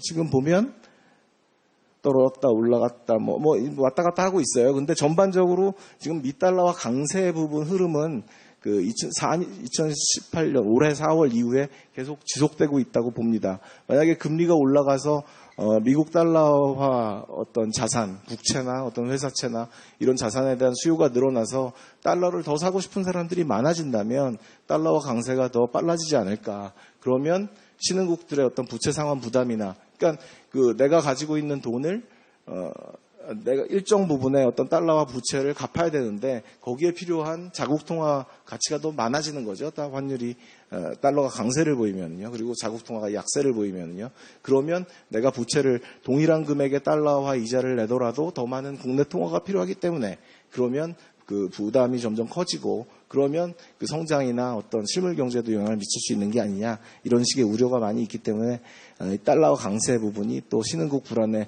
주요 원인으로 작용하고 있기도 합니다. 미연준 달러화 지수라고 해서 연준에서도 지수를 만들어요. 자기네들 그 무역가중치를 통해 가지고 무역가중치를 해서 26개 통화, 자기네들이랑 무역하는, 미국하고 무역을 하고 있는 그 26개국의 통화를 가중치로 해서 또 다른 지수를 만드는데, 뭐 왔다 갔다, 이건 뭐 흐름은 대충 비슷합니다. 그런데 최근에는 지금 선진국 통화 대비로는 좀 왔다 갔다 하면서 횡보세를 보이고 있죠. 그런데 26개 통화, 여기는 신흥국까지 다 포함이 되는 거니까요. 미국과 무역을 많이 하는 나라들이 다 포함이 되는 거니까 그런 거를 본다면 강세 흐름을 다시 한번 확인할 수 있을 것 같습니다. 여기 퍼런 그 바들이 있는데요. 이거는 지금 그 미달러화 포지션입니다. 이게 그 미달러화 투기적 선물 포지션. 미국 선물 시장에서 미국 달러화를 미리 사놓는 사람들, 이런 그 포지션이라고 하는데요. 얼마나 많이 사놨느냐, 이런 그 양을 표시를 해놓은 건데, 어떤 시장의 기대, 앞으로 달러가 많이 갈까? 이때 지금 달러가 많이 떨어졌을 때는 많이 팔아놨던 거죠. 공매도를 해놓은 겁니다. 어떻게 보면.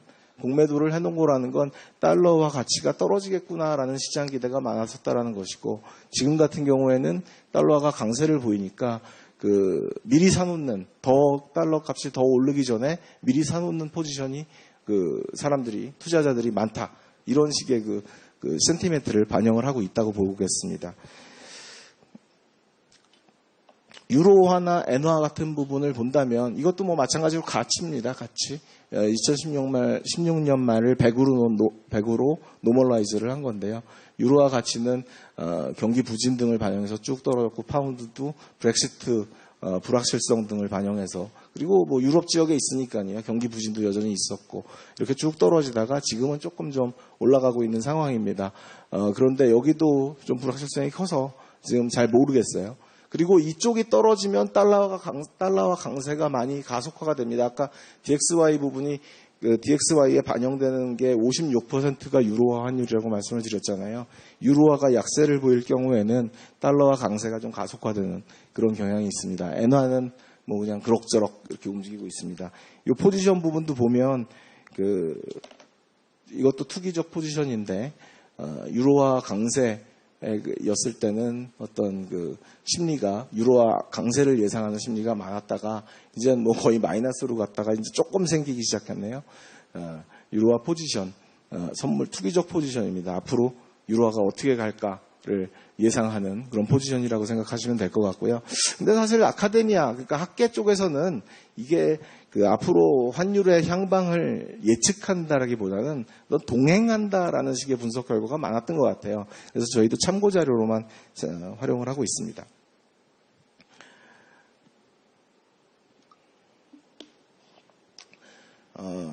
지금까지와 마찬가지로 유로까지 봤으면 신흥국을 봐야겠죠. 뭐 신흥국 부분은 뭐 드릴 말씀이 없습니다. 신흥국 부분은 지금 2017년 9월을 제로로 해가지고 노멀라이즈를 해놨는데요. 터키, 아르헨티나, 브라질, 인도, 인도네시아 다들 약세를 보이고 있는 상황입니다.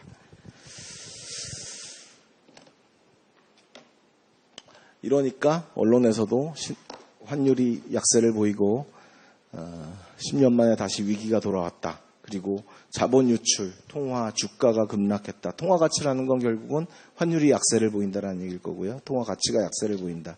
그리고 채권값도 급락했다. 금리가 상승했다는 거 아까 보셨었죠. 그리고 화폐가 지출하게 뭐 해외 채권 발행이 격감했다.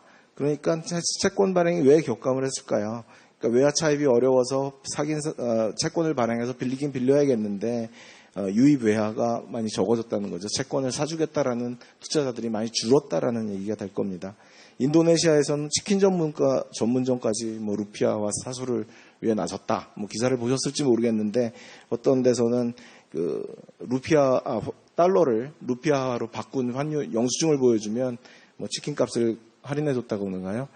그런 얘기까지 있습니다. 금모으기 운동, 그런 게 생각이 나는 기사였습니다. 통화가 반토막이 났고 뭐 페소화가 또 사상 최저가 됐고 이런 식의 기사가 계속 나왔었고 지금도 종종 나오고 있습니다. 근데 지금은 터키가 기준금리를 인상한 이후에 조금 잠잠해져서 이런 기사를 찾기가 약간은 어렵습니다. 환율까지 말씀을 드렸고요.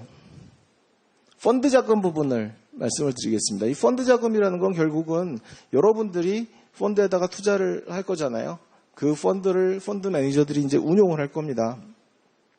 그런데 그 펀드 매니저들은 수익을 낼 수 있는, 그래야지 자기들 성과급이 높아지기 때문에 수익을 낼 수 있는 지역에다가 투자를 하고 그거에 따라서 펀드를 자금을 투자했다가 회수했다가 하는 행태를 보이겠죠. 그래서 그 펀드 자금이 어떻게 움직였는지를 좀 살펴보면 글로벌 투자들이 어떤 생각을 갖고 있는가라는 부분을 살짝 엿볼 수가 있다라고 봐서 이런 펀드 자금의 흐름을 중요하게 보고 있습니다. 이 EPFR이라고요. 신문지상에도 많이 나옵니다. EPFR이라고 이머징 포트폴리오 펀드 리서치 이런 식의 기관인데 여기에서 글로벌 펀드 매니저들한테 서베이를 해가지고 니들이 지난주에 얼마나 펀드를 어디에서 빼고 어디로 넣니 이런 거를 물어봐서 일주일에 한 번씩 지표를 내고 있어요. 선진국 주식 펀드 부분이거든요. 선진국 주식 펀드 프린트는 잘 안 보이겠지만 어떤 퍼런 게 다 북미입니다. 북미. 대부분이 이제 미국 쪽에 대한 펀드, 주식 시장에 넣고 빼고 하는 자금 흐름인데요. 아까 말씀드렸다시피 2월 달에 한번 왕창 빠졌다가 그 부분이 다시 들어왔다가 또 3, 4월 신흥국 위기가 터지면서 주식은 아무래도 좀 위험 자산이다 보니까 쭉 빠졌다가 지금은 7월 달, 6월 달 요때 이탈리아 터키 부분이죠. 터키 위기가 생겼을 때 좀 빠졌다가 위험 자산에 대한 어떤 회피를 일부 보여주지만 여전히 미국 경제에 대한 자신감이 높아서 대부분 유입 추세를 지속을 하고 있습니다. 채권 부분은 그런 부분이 더 극명한데요. 요 북미 부분이 파란색, 서유럽 부분이 빨간색입니다. 빨간색이 종종 있는데 지금은 대부분이 유출 추세예요. 여전히 불확실성이 높고 어떤 유럽 경제에 대한 자신감이 아직 잘 없는 거죠. 그러다 보니까 아까 이탈리아 문제도 말씀을 드렸고요. 그러다 보니 채권을 자꾸 팔아 제끼는 겁니다. 근데 미국은 계속 파란색으로 지금 위로 해서 올라가 있죠. 미국 자산에 대해서는 세계의 가장 안전자산으로서 위험 회피 심리가 굉장히 강화됐구나. 안전자산 선호 심리가 굉장히 강화됐구나. 이런 부분을 이 펀드의 흐름으로 해서 우리가 찾아볼 수 있을 겁니다. 다음은 신흥국. 신흥국은 여기는 지역별로 아시아 부분 요 보라색이 있고요. 빨간색으로 중남미 부분 일부 있는데 대부분은 이 GEM이라고 그래가지고요. 글로벌 이머징 마켓이라고 합니다. 글로벌 이머징 마켓 펀드라고 해서 신흥국에 대한 투자를 하는 거죠. 전체 신흥국을 이제 펀드 매니저들이 알아서 신흥국 중에서 골라서 투자를 하는. 그래서 신흥국에 대한 어떤 투자 심리를 반영을 한다라고 볼 수 있겠습니다. 연초에는 좋았죠. 신흥국으로 계속 펀드 주식 자금으로 해서 들어왔었고 그랬는데 이제 4월 달에 신흥국 금융위기가 터지면서 계속 지금 좀 유출이 되고 있는 추세입니다. 채권 같은 경우도 마찬가지입니다. 연초만 해도 신흥국에 대한 경기 기대, 미국 경기가 좋아지면서 신흥국도 좋아질 거다라는 기대가 확산이 되고 그런 식의 심리가 팽배했었는데 어느 순간 아르헨티나, 터키, 브라질, 인도 등등등등이 터지면서 불안해지면서 금리 상승과 미국 금리 상승과 달러와 어떤 강세의 영향을 받기 시작하면서 점점 채권을 빼내고 있는 모습을 볼 수가 있겠습니다. 그렇죠. 펀드를 살짝 봤고요. 그 다음은 또 중요한 부분으로 항상 보는 게 이제 유가인데요.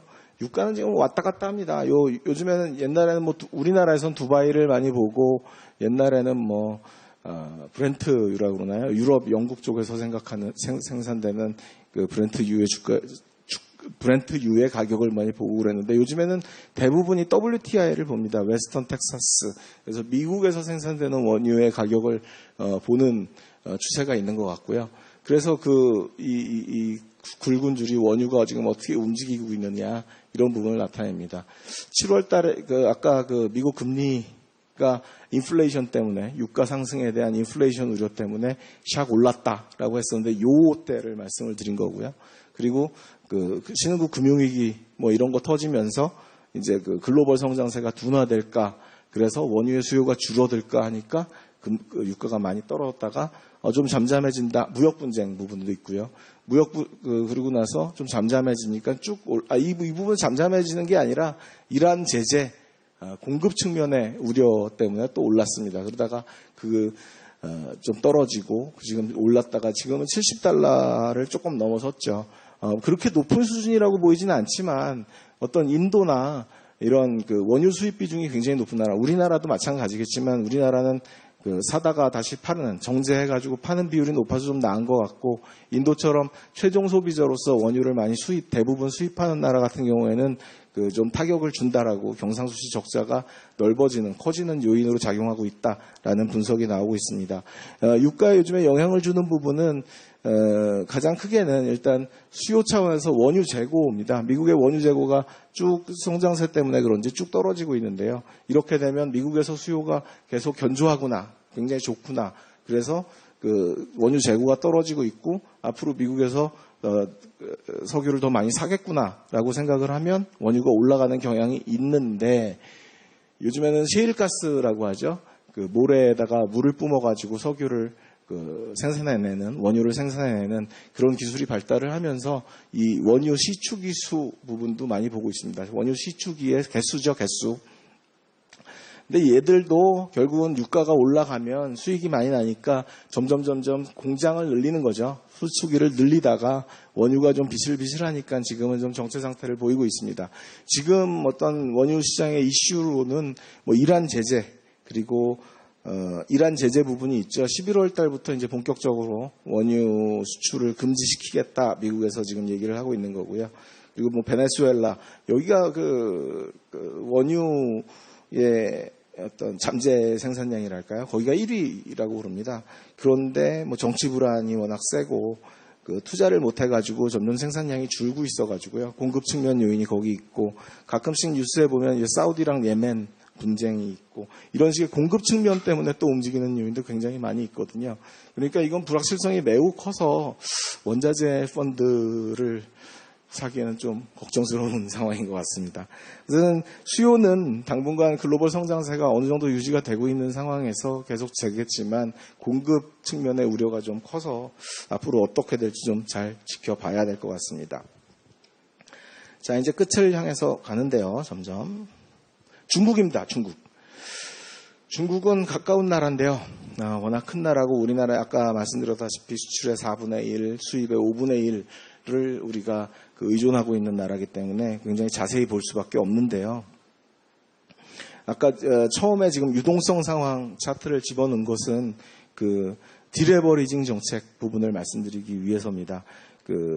부채 수준이 2001년에 1.7조여서 1.7조 달러에서 지금 15배가 증가해서 15년간 15배가 증가해서 25.5조 달러에 달하고 있거든요. 부채가 굉장히 커서 아까도 말씀드렸다시피 중국 정부에서는 이러다간 큰일 나겠다. 그래서 2016년 이후에 디레버리징 정책, 부채 감축 정책을 시작을 했고요. 그리고 그런 와중에 그림자 금융, 아까도 말씀드렸다시피 P2P 같은 겁니다. 우리나라에서도 가끔 얘기가 나오죠, 이제. 그림자 금융을 중심으로 해가지고 얘들을 워낙 관리하기도 어렵고, 얘들이 건전한 데인지 사기를 치고 있는 건 아닌지 관리하기도 어렵고, 피해자들도 속출을 하니까 그림자 금융 등을 중심으로 해서 디레버리징 정책을 개시를 했습니다. 2016년부터. 그런데 그러다 보니까 투자나 소비가 위축이 됐고요. 그러다 보니까는 빌려가지고 투자를 했고 빌려가지고 소비를 했었는데 만기 연장을 안 해주고 대출을 더 이상 안 해준다라고 하면 당연히 투자하고 소비가 영향을 받을 수밖에 없겠죠. 유동성이 그만큼 중요한 건데 그러다 보니까 이제 성장세가 좀 둔화가 돼서 이제 6.8%에서 하반기엔 6.6% 예상까지 나오고 있는 상황입니다. 여기서 보면 유동성 부분이 위안화 대출 증감 바로 되어 있는데 이건 잘 보일 수 없고 보이기가 어렵고, 사회융자 총액 증가율, 사회융자 총액이라는 건 결국 대출 증가율이거든요. 우리나라 같은 경우에는 가계부채가 지금 문제가 되고 있지만 얘들은 기업부채가 문제가 되고 있는 상황이고 그런 그 기업에 대한 대출이라고 보시면 될 텐데 그 사회이용자 총액 증가율이 점점 떨어지고 있습니다. 그리고 M2 증가율도 지금 여기 밑을 깎아놔가지고 지금 좀 너무 낮아 보이는데 사실 8% 정도니까 굉장히 뭐 높은 수준이에요. 근데 이게 이만큼 높다가 쭉 떨어지고 있는 상황이라서 유동성이 점점 말라가고 있는 게 아니냐라는 우려가 생기고 있고 신문지상에 보니까 그러다 보니 디폴트가 조금씩 늘어나고 있는 상황이다. 기업들이 이제 부채 상환을 못해서 점점 부도를 내고 있는 그런 상황이 지속이 되고 있는 게 아니냐라는 우려가 지금 나오고 있습니다. 실물 지표들을 조금 더 보면은요, 여기서 소매 판매 쭉 내려가는 추세가 보이죠. 그리고 고정자산 투자는 화끈하게 떨어지고 있습니다. 고정자산 투자는 미래의 성장 동력인데 투자가 이렇게 떨어지고 있다라는 건 어떤 정상적인 상황 아니면 바람직한 상황이라고 보기는 어렵죠. 그리고 산업 생산은 그저 버티고 있는데 이런 와중에서 실물 지표가 이렇게 부진한 가운데서 무역 분쟁 우려, 미중 무역 분쟁이 점점 격화되면서 이제 금융시장이 굉장히 불안합니다. 경기 둔화를 반영해서 조금씩 떨어졌었는데요. 금리가 계속 경기가 좀 둔화가 되고 있는 걸 반영해서 떨어지고 있는 추세입니다. 여기 확대는 많이 떨어졌는데 이때는 이제 7월 말부터 중국 당국에서 정부와 중앙은행이 그 돈을 풀자, 더 이상은 안 되겠다, 이대로 놔두다간 큰일 나겠다. 그래서 부양 정책으로 전환을 했습니다. 그러다 보니까 재정을 늘리려고 하고 있고 중국 인민은행에서는 그 지준율을 낮추고 그리고 유동성을 공급하고 그런 식으로 좀 사태를 좀 진정시키기 위해서 많이 노력을 하고 있는 상황입니다. 금리는 근데 사실은 중국의 금리는 자세히 보지는 않고요. 내국인들만 거의 투자를 하고 있기 때문에 주가 부분을 보면 중국 주가도 지금 상해종합지수, 항생지수를 두 개를 그려놨는데요. 뭐 그냥 너무 명백하게도 쭉쭉쭉쭉 떨어지고 있는 상황입니다. 위안화 환율은 쭉 올라가고 있습니다. 이건 그 올라가고 있는 게 강세가 아니라 위안 달러 환율이기 때문에 원 달러 환율이랑 똑같이 생각하시면 될 것 같아요. 우리나라 환율이 만약 1,000원에서 900원에서 뭐 1,200원으로 올랐다 그러면 원화가 많이 약세가 된 거죠. 위안 달러 환율도 마찬가지입니다. 굉장히 낮은 수준 6.3 이렇게 그 3, 4월 달에 놀고 있던 게 지금 막 6.8, 6.9 이 수준까지 올라가고 있는 상황입니다. 여기서 CNH, CNY 스프레드, CNH를 그려놨는데요. CNH라는 거는 역외에서 거래되는 환율이에요. 역외에서 홍콩이나 이런 데서 위안화를 거래하는데 그 설정되어 있는 환율. 역외 환율이 지금 높다. 그러니까 CNH에서 CNY 그 고시 환율, Chinese 위안 그리고 이건 홍콩 뭐 이런 약자인 것 같은데 저는 역외 환율이 역내 환율, 고시 환율보다 높다라는 건 외부에서 밖에서 그 위안화 약세를 예상하고 있다는 표시가 될 수 있을 것 같습니다. 아까 그 선물 포지션, 유로화나 달러화를 말씀드렸을 때 선물 포지션을 말씀드렸었는데요. 그런 비슷한 기능을 한다고 보시면 될 것 같아요. 살짝 중국 상황을 말씀드렸고요. 그럼 이런 와중에서 지금 국내는 어떤지 한번 보겠습니다. 이건 원달러 환율이고요. 절상절하율입니다. 위안화랑 요즘에 동조화 얘기가 나와서 그 위안 달러랑 같이 그려봤고 아까 말씀드렸던 DXY 지수, 달러와의 가치 지수입니다. 그리고 원달러 우측 부분은 다들 지금 역축입니다. 올라갈수록 마이너스가 커지고 절하가 많이 됐다라는 부분인데요. 원달러 환율은 6월 12일 북미 정상회담이 있었어요. 이때까지는 굉장히 많이 눌려 있었습니다. 어떤 가치가 굉장히 높게 유지가 되다가 그 정상회담이 끝나고 나서는 지금 그때까지의 달러 강세 추세를 반영해서 같이 올라갔습니다. 위안화도 그때 같이 올라갔고 6월 중순부터 7월 중순 정도까지는 굉장히 위안화랑 동조화가 많이 됐었습니다. 거의 같이 움직였었거든요. 결국은 그때가 무역 분쟁 우려가 굉장히 그 피크에 달하던 때였는데 그런 그 무역 분쟁 때문에 중국의 실물 경제가 둔화가 되면 우리나라의 수출입 그리고 실물 경제에도 많은 영향이 있을 거다라는 심리 때문에 6월 중순, 7월 중순 사이에서는 위안 달러와 원 달러가 같이 하락세를 많이 보였었는데요.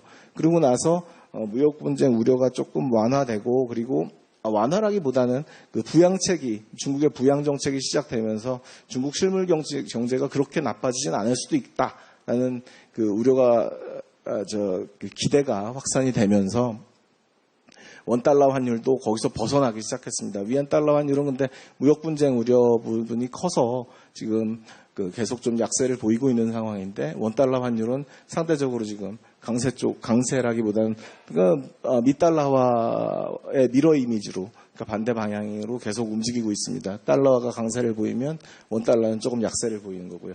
이게 지금 역축이라고 말씀을 드렸었죠. 그리고 외평채 CDS 프리미엄, 이건 이제 우리나라의 건전성, 외화 차입 여건 같은 부분인데요. CDS 프리미엄이라는 건 어떤 그 외국인 투자자가 우리나라의 채권을 살 때 외평채라고 이제 정부에서 발행하는 채권이 있습니다. 달러 표시 채권이 있는데, 그 유통시장에서 우리나라 채권을 살 때 이 나라가 부도가 날지 모르니, 이 나라가 부도가 나면 니들이 나한테 그 상대방한테, 거래 상대방한테 나한테 그 원금과 이자를 모두 주오. 그 대신 부도가 나지 않는 상황이 계속될 경우에는 나는 당신한테 어떤 보험료를 지급을 하겠다라는 약속을 하고, 그 가격이 CDS 프리미엄이라고 합니다. CDS 프리미엄이 높아지면 어떤 나라의 가격이, 그 CDS, 크레딧 디폴트 스왑이라는 어떤 파생 상품의 가격이 높아지는 걸 의미를 하고요. 그거는 결국은 부도 확률이 좀 높아졌다라고 볼 수 있는 건데요. 우리나라를 보면 뭐 지금 태국이랑 좀 비슷하지만, 태국도 지금 굉장히 건실한 나라고 성장 그 기대가 높습니다. 그런데 그쪽이랑 지금 같이 38bp, 41bp 이런 식으로 지금 낮은 수준을 유지하고 있고요. 일본보다는 뭐 여전히 조금 높은 수준이고, 중국보다는 많이 낮은 수준이고, 중요한 것은 하향 추세를 지속하고 있다는 겁니다. 우리나라에 대한 건전성에 대한 그 외부의 우려가 무역 분쟁이나 여러 가지 리스크 요인에도 불구하고 높지 않다라는 걸 방증하고 있다고 보겠습니다. 그리고 KP 스프레드, KP면 뭐 별건 아니고 코리아 페이퍼입니다. 코리아 페이퍼. 우리나라 한전이나 뭐 이런저런 공기업들이, 산업은행, 수출입은행들이 해외에서 외화 채권을 발행을 하는데, 그 채권에 대한 가상금리입니다. 가상금리라는 건 그 미국 국채가 아닌 다음에는 항상 좀 더 가격이 낮거든요. 그러니까 그 프리미엄을 줘야 되는 부분입니다. 그 가상금리라고 하는데, 신흥국 투자 등급 외화 채권 부분에는 지금 뭐 150bp가 넘는 가상금리가 붙는 반면에 그만큼 채권값이 싸다는 거죠. 우리나라 같은 경우에는 105bp 점점 하향 추세를 보이고 있습니다. 아시아 신흥국도 이 정도인데 우리나라는 그보다 더 낮다. 그래서 가상금리가 낮으면 아까도 말씀드렸다시피 채권값이 좀 더 비싼 거죠. 예, 이 정도까지가 이제 그래서 뭐 결론은 우리나라는 아직 괜찮다. 별 문제 없다라는 부분이었고요. 마지막으로 이슈 부분은 무역 분쟁 부분입니다. 무역 분쟁에서 지금 동아일보에 나왔던 그림, 옛날에 7월 6일 날 뭐 340억, 그리고 거기에 160억 더해가지고 상호관세가 부과된 상황이고, 2천억 달러 부분은 그 미국에서 중국에 대해서 2천억 달러 부분 관세를 부과를 할 계획입니다. 9월 24일 날. 그리고 중국에서는 거기에 대한 보복으로 이제 600억 달러 부분에 대해서 10% 관세를 부과를 하기로 했고, 그런데 이제 더 이상 중국은 수입이 워낙 5천억, 그리고 미국은 중국산이 5천억이 넘고, 반면 중국은 미국 수입액이 1,539억에 불과해서 중국의 경우에는 더 이상 관세를 매길 수 있는 수입이 없다라는 거죠. 그러다 보니까 총알이 떨어졌네, 뭐 이런 식의 표현들을 많이 쓰고 있는데, 그래서 그리고 여기 2천억 달러 관세를 부과하면서 얼마 전에 트럼프 대통령은 중국에서 보복을 할 경우에 2,670억에 대해서, 그러니까 중국에서 들어오는 모든 수입품에 대해서 관세를 부과하겠다라고 지금 위협을 해놓은 상태입니다. 그래서 이게 어떻게 진전이 될지는 사실 잘 뭐 알 수 없고요. 선전포고를 했네, 뭐 그러다가 이 불안한 거죠. 신흥국 위기가 확산이 될 거다. IMF 총재인 라가르드 총재가 이렇게 얘기를 했었고요. 그 전변적 카운트다운, 이건 뭐 카운트다운이 아니라 이미 이제 그 발표가 다 된 상황입니다. 조금 그 전에 나온 기사인데요. 그리고 세 번째, 요거는 지금 트럼프 대통령이 전액에 대해서 관세를 부과한다라는 얘기. 그리고 추가 협상 27일, 28일 그 관세 협상을 재개할 건데요. 거기에 대해서 2천억 달러, 그러고 나서 2천억 달러 관세를 부과를 발표를 하니까 이제 협상 안 하겠다. 그리고서 이제 중국에서 반발을 하고 있는 상황이고요. 그런 와중에 자동차 관세 부분에 대한 미국의 어떤 발표가 있었습니다. 발표라기보다는 자동차에도 관세를 부과하겠다, 안보에 대한 영향을 조사를 해서 그 관세를 부과할지 검토하겠다라는 얘기가 있어서 여기서도 지금 불확실성이 좀 높은 상황이고요. 그러다 보니 글로벌 밸류 체인이라고 그러죠. 서플라이 체인 부분을 중국에서 많이 바꾸려는 기업들이 생겨나고 있다는 기사입니다. 그래서 참 복잡한 부분인 것 같아요. 팀 쿡 애플 대표, 오늘자였던 것 같은데요. 팀 쿡 애플 대표는 무역 분쟁이 곧 해결될 거다. 제로섬 게임이 아니다. 이런 식으로 전망을 하는 사람도 있고, 그리고 마윈 알리바바죠. 트럼프 이후에도 계속될 것 같다. 20년 갈 수도 있다. 라는 식의 전망도 나오고 있는 상황입니다. 굉장히 불확실성이 높은 상황이고요. 그렇지만 결국은 시장에서 어떤 보이지 않는 손에 따라서 잘 해결이 될 수 있지 않을까라고 기대를 하고 있습니다. 어떻게 오늘 프레젠테이션이 조금 늘어졌는데요. 질문이 있으시면 제가 받도록 하겠습니다.